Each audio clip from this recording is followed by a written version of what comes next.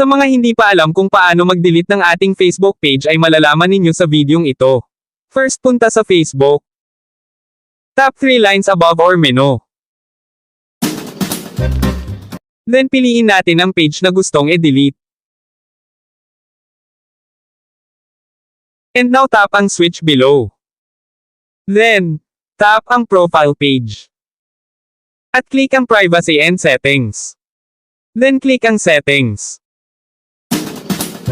Browse paitaas, at hanapin at i-click ang access and control. Then, may dalawang option tayo na pwede pagpilian, deactivated lang, or delete page. But sa tutorial natin is deleting the page, so delete page is my option. Then click below ang continue. Then tatanungin tayo na sinasabi, tell us why.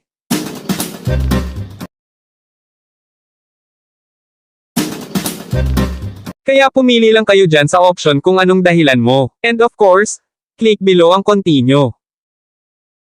At input lang ang password natin upang tuluyan ng ma-delete ang page. Then below, click ang continue.